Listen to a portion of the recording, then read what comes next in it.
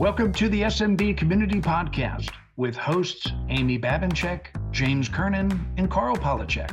Produced by Kernan Consulting and for the international MSP community.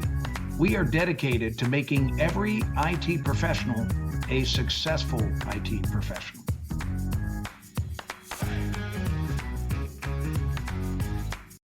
Today's SMB Community Podcast is brought to you by Huntress Managed Security. Cybersecurity isn't just about software, it's about expertise. Huntress boasts the #1 rated endpoint detection and response for small and medium-sized businesses on G2. Trust us to keep your systems secure. With a 99% customer satisfaction score, our support team is second to none.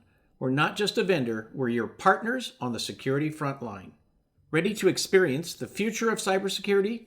Start your trial now at huntress.com/Carl. Don't wait. Lock down your defenses today. Hey, everybody. Welcome back to the SMB Community Podcast. It's James Kernan with Kernan Consulting, and I'm here with my good friend, Amy Babinchek. Good morning, Amy. How are things? Good morning, James. Things are good. Hot. We got to talk about a little bit about the weather. Hot in Michigan. Two 90-degree days in a row. Not ready for that, but I do appreciate the summer. So. Yep, summer is here. Summer is here. We're actually getting a lot of rain here in Nebraska. So a lot of rain, a lot of big storms rolling through, but that's good news on the water bill. And it's supposed to clear up by Memorial Day, so that's cool. Yep, exactly. Yeah, beautiful weekend ahead. So hopefully everybody has some fun plans for the holiday. But let's dive right into things. We got a lot of things to chat about today. So actually, why don't we start off with the question of the week that actually came in. We got several good ones, but the primary one was regarding employee compensation. Okay, employee compensation. I know all of you think about that all the time, or you should. But regarding employee compensation, the question was, how much is enough without being too much? What's your thoughts and strategies that go into how you compensate your employees? Yeah, and this question came up in my peer group too, and we had a really good discussion on it. Turns out there was a super wide range, all the way from 38,000 to 110 for essentially the same skill set. One was a little less skilled, one's a little more skilled, but even so, that range it's too big, right? We should have it. It should be fairly narrow. I mean, we should have an understanding of how much people need to be paid in order to work in this industry. And the thoughts behind it, I find really interesting. So when we dove into this in my group, the guy paying 38,000 knew he was paying too little. But what he justified it with is he said, well, when this person came in, he didn't have any experience, and I had to teach him up on everything. Coach him up. Yep. Coach him up. He started part-time, moved to full-time, and here he was, but now he thinks he's making too little money. He wants to make more money. And he was a little balking at that. He was like, I spent 4 years training this guy up, kind of like maybe he owes me. I don't know. But people will move on if you don't pay them enough. Right. But paying them too much, I don't know if that makes them stay. That's the question. Like, so the guy at the high end of the scale was like, well, I never want anybody to leave because I just hate hiring. But that can also hurt your business if you're paying too much. Right. What's interesting is I just spoke on this, and it was related to recruiting. Okay. And then compensation plans are a key component of recruiting. And there was an IBM study that I shared the numbers with everybody. And what stuck out to me was you would think compensation is the #1 reason why employees leave. I'm gonna go with culture. And it is your culture. Culture is kind of an overlying umbrella over all of that. but it's, do they feel like they're making a difference in the workplace?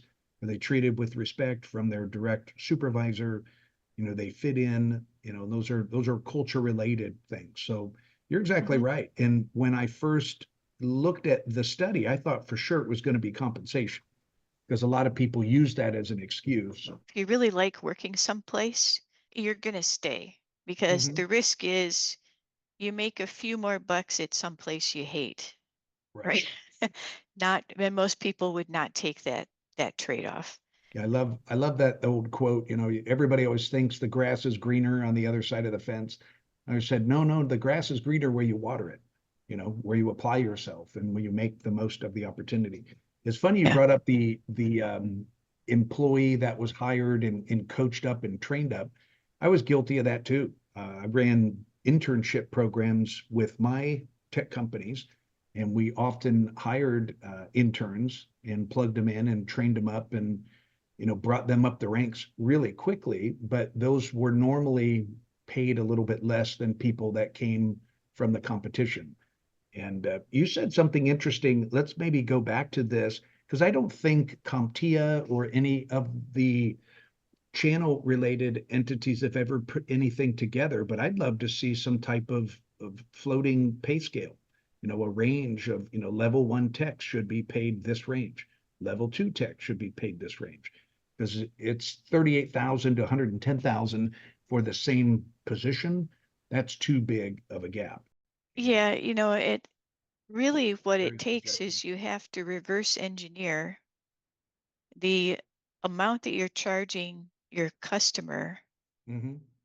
by the amount of time that your tech is going to be working for that customer. Like how many of those customers can they work for? What percentage of their time is it? Right. So if they're and we always had a goal of 80% productivity level, Yeah. meaning 80% of what we consider to be billable time, whether that was billable as part of the monthly recurring revenue or billable as part of the project work. 80%, that was our goal. Yeah. So if I know that number, right, everybody likes to talk about per seat, but really when you're consulting firms like we are, it does all roll back to the hourly charge, right? Because you're building your per seat price based on those costs. But sometimes there's a disconnect between making the decision of what you're going to pay an employee and what your true hourly rate is Yeah. for that employee. Reverse engineer that, kind of roll it in and say, okay, what can I actually afford to pay based Right. on what I'm charging my clients? And I think that's how you should make that decision, right? You Yeah. shouldn't really make it on, well, this person was an intern that I trained up and, you're still in the mindset of thinking of them about as an intern Right.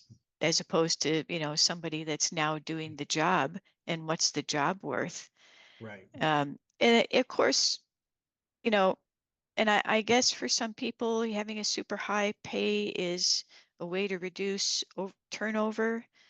Um, but the culture is now to have lots of turnover, right? People see on their resumes now that if they've been in a job for more than 3 or 4 years, the next employer's gonna question that. Yeah. Why did you stay there so long, right? And the thought is you're not going to move up in the world unless you move around, right? So people are expecting to move around. And so if they're ambitious, they're going to move around Right. regardless of what you're paying them. Yeah. Just going to happen. And my thought was always if I got 4 years, I was doing pretty good. Yeah. No, those are some wise words. I love what you said. You kind of build it up from the ground up because the real answer is it depends on a lot of factors. Like what you Hmm. said, what your service offerings are, what your average billable rate is, what they do for the business, um, where you're located in the country. Um, there's more and more remote employees, but my rule of thumb was always I wanted to do 3x the billable rate, from compensation.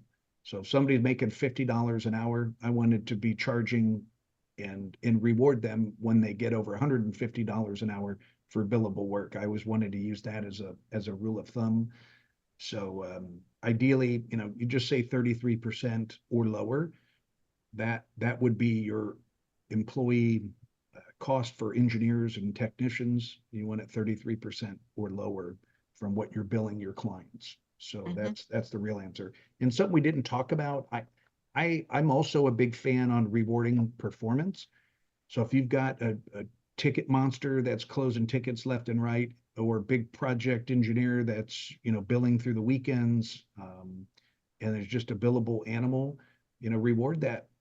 I liked having a salary plus a bonus plan based on utilization, and we would track not just utilization rate, but also revenue. How much revenue are they responsible for each month?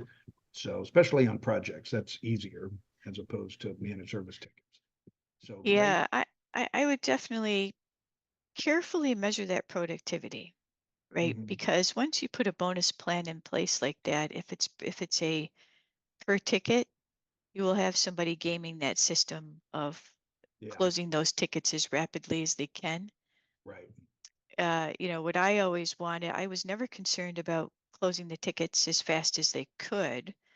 What I really wanted to know was that that item doesn't reoccur, right? It was Right. actually A solved. redo. Yeah. Yeah, Yep. it was actually solved. And, um, that the messaging that we had to put out there was getting out, right? So we had, security messages, productivity messages, things like that, that the text needed to be um, showing their clients how to do something, introducing them to a new tool, educating them on security, doing these things to, that was a customer service item that we wanted them to do, and that ended up generating additional, billable billable time, billable content, billable projects for us.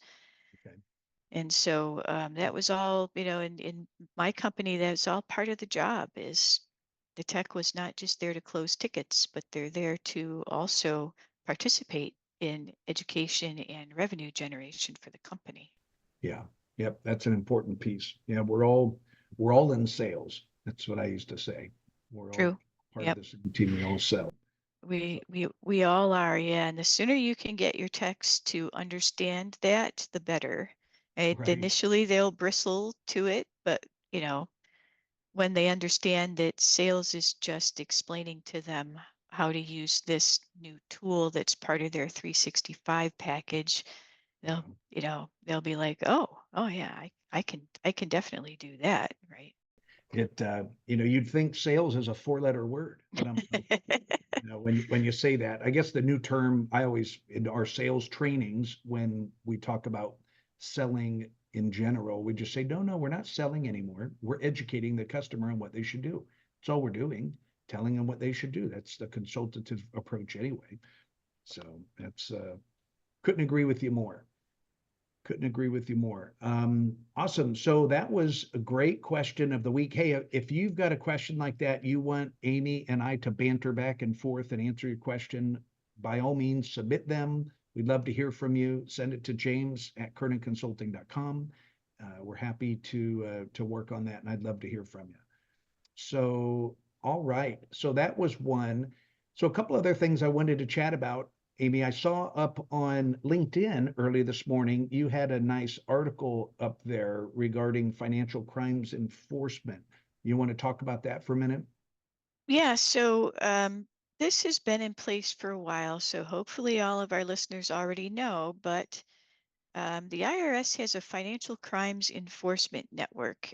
And what they do is, they've required large businesses and large transactions for a long time to be reported, because what they're looking for are, um, you know, firms that are gaming the system, right? Mafia, Right. drugs, pyramid schemes, that kind of stuff. They uncover them. The IRS is some of our most potent law enforcement for financial crimes.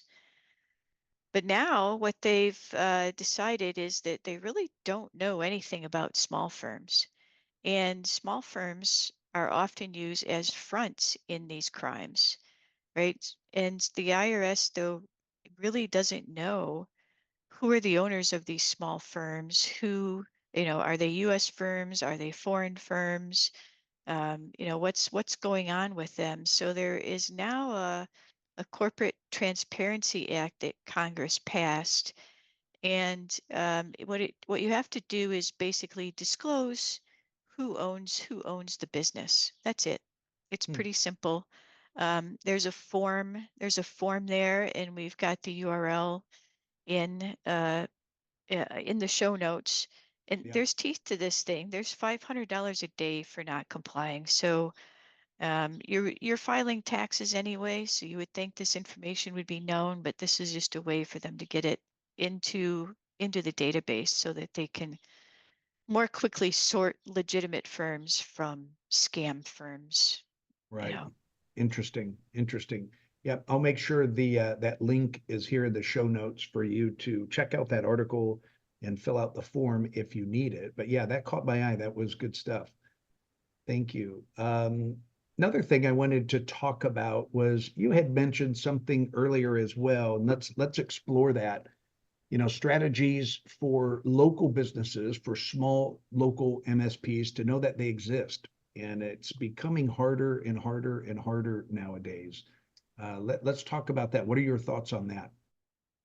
Well, you know, everybody in the MSP industry, everybody, that's an exaggeration. Almost everybody in the MSP industry is a very small business, Mhm. right? It's not the norm for firms to be large. And small businesses like to do business with other small businesses, and there's always been a very strong local component to that. Yeah. And so tapping in to that local network can be a great source of referrals for you. But how do you do it? Right? In today's age, some businesses, they figured out during the recession, this was true of my MSP, um, they realized when they were working remotely that they didn't necessarily need their MSP to be local either, right? Mhm. Because we've Mhm. known for a long time we could do True. 99% of everything that needs to be done remotely. We don't have to get out there and visit them any longer. Exactly. In fact, we had to make that a routine so that we would get out and visit them because there'd been so much change happening. So, but what do you do if you want to be that local hometown firm? And how do you actually reach those folks? And one of the ways that I did it was my standard method for advertising for many years, and that was just to send out a letter of introduction. Yeah. I would email out a simple letter, printed on my own laser printer. I'm talking really just talking a letter, uh, and hand sign it and include two business cards and just let them know that, hey, I'm here, I'm local and ready to help you when you need it. And what I found, I would say I live in a big metropolitan area, so I would send them out, 1,000 at a time. Right. And that would generate a new client every time I mailed it, right? So it would immediately pay for itself. But it also, over time, people hung on to that. They hung on to that business card. Today I would include in that letter to connect with me on LinkedIn, right? So I could continue to sort of nurture that awareness that we're here. Because none of these businesses today, they're not going to hop just because you emailed them. Right. They're going to make a change because it occurs to them that they need to change, right? And a lot of times I found they hung on to that letter for up to 2 years, Hmm. and they would have it on hand when I went to meet with them the first time. I Hmm. would say, "Oh yeah, you sent this letter, and we kept it." And invariably, they would always say, "We've been thinking about this for a while, and we need to make a change." The sale was already made, right? Because they felt like they knew me. Right. They knew I was local. They had my stuff. They'd been hanging on to it a while. And so they were ready to sign at that moment. That's really that power of that local marketing can bring to you. Yeah. This question reminds me of when I bought my first MSP and stepped away from a partnership with a bigger, integrator that I was a part of. And I bought a little 3-person shop that nobody's heard of in San Diego. And the very first thing I remember doing was, we updated the website, put my little plan together. I had my marketing plan, was rolling that out. But the first step, like you just hinted at, was a direct mail piece. I wanted to send out to all my old customers, all my old prospects, really the whole community. We wanted to really blanket. And we lived in a major metropolitan area as well, San Diego. So I had a big marketing list, and I went to a printer who was a neighbor of mine, and I said, "Hey, I want to print up, 5,000 of these brochures, these mailers." And she looked at it and looked at me and then looked back at the mailer and looked back at me. And it was something I had designed really quick. I thought it was cool. It was Mhm. informative. It had good content. But she's like, "Give you a suggestion, James?" And I went, "Sure." She goes, "Let's have this professionally done. Let's put some cool graphics on it and put it on high quality paper.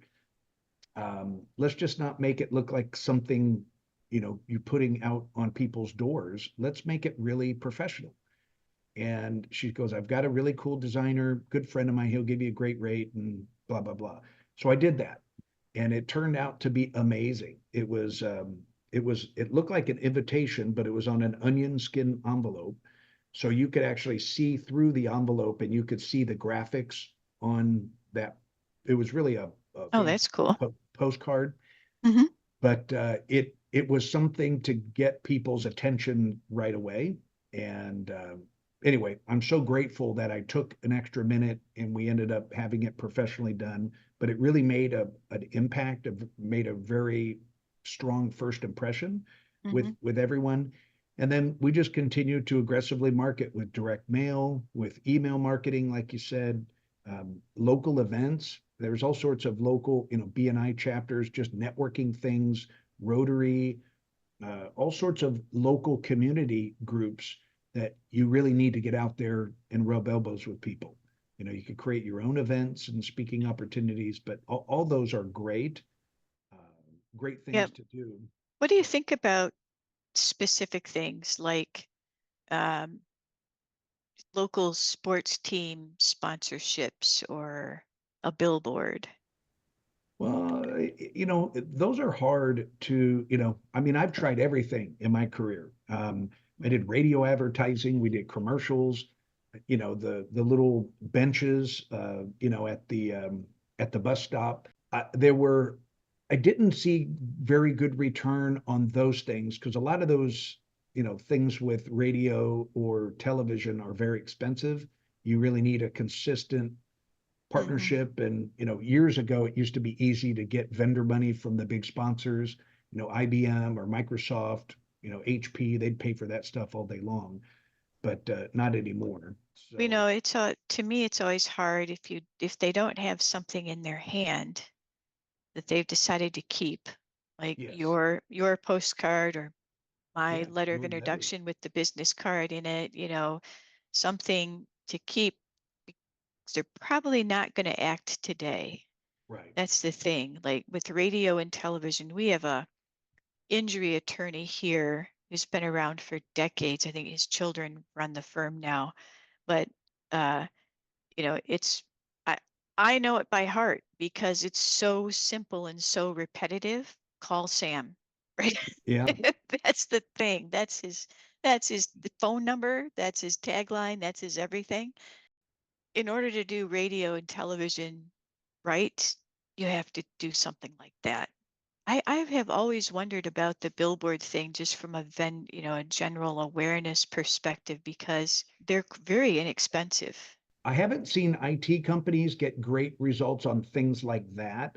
You Mhm. have to be at the right place at the right time. However, I will tell you, there's a contractor friend of mine in town put up a billboard, and it was kind of funny, but they did roofing and siding and things like that. And there was a big storm that rolled through the Midwest, and it was just perfect timing. But He can contribute, or he can calculate tons and tons of business and leads that came in just, single-handedly from that billboard. So Y- he would swear by it, but I don't know about, tech companies. Yeah, it would have to be something memorable, like you said, Yeah, right? In order to have a long enough tail that people are going to remember seeing it and they're going to remember your name so that, when they do need somebody, they're going to call. I yeah. mean, it's pretty much now any firm that's going to hire an MSP has done so, I think. Hmm. And so they're all switching and they don't make that decision very, very lightly. Yeah. So you just have to be in their mind when they're ready to make that switch. That's the tricky bit. LinkedIn is very effective on that. But if you want local only, it is a little bit about showing up to the showing up Those to the events. meetings, joining the events, Rotary Club, Yeah, sponsoring things around town. Like I would try to find the least expensive things to sponsor, right? So you can do more of them, just so that you're here and there and here and there. and the I was gonna say, Amy, like instead of radio and TV, I think social media has kind of taken its place. And social Hmm. media can be free. I mean, you can do sponsored things and things like that. And also, it doesn't, you don't want to be selling on social media. You want to be educating. And then I also, if this is a local conversation, we're talking about locally, how can we create more awareness? I love the idea of just getting more involved in the community and just sharing what you do. A lot of Yeah. customers I work with have big hearts and give back to nonprofits and ministries and things like that in the local community, or they rally behind the tornado victims here that just suffered in Omaha, Nebraska. And just let them know what your company is doing to kind of get behind, have a volunteer day and then post pictures of volunteering and helping on your social media posts. So, Yeah.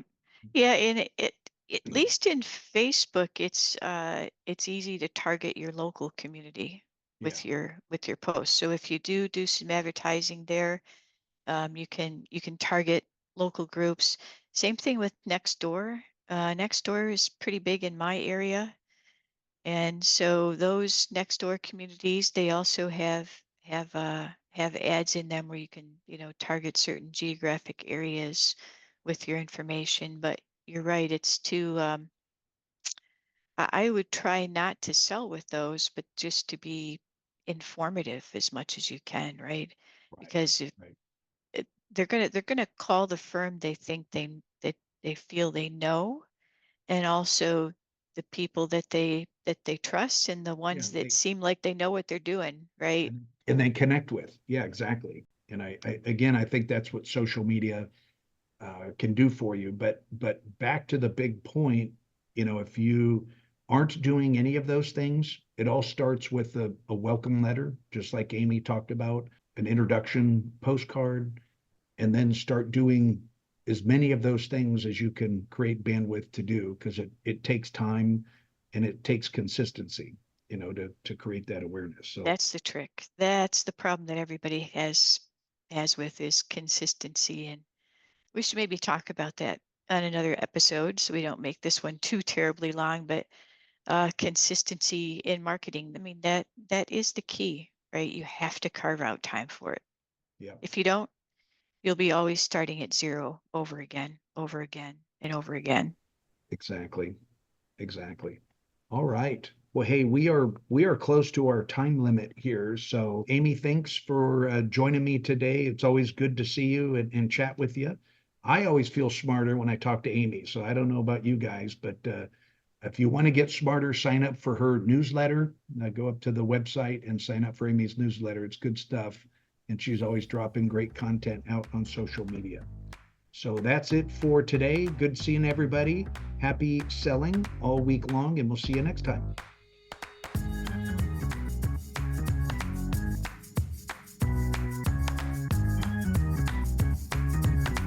Today's SMB Community Podcast is brought to you by Huntress Managed Security. Cybersecurity isn't just about software, it's about expertise. In today's ever-evolving threat landscape, You need more than lines of code. You need human intelligence to outwit cyber criminals. Huntress is tailor-made to provide human expertise. Our team of seasoned professionals has your back, ensuring your assets stay safe. With 24/7 vigilance, our human-led SOC never sleeps. We monitor, investigate, and respond around the clock. While you focus on growing your business, we provide first response to hackers. Start your trial now at huntress.com/Carl.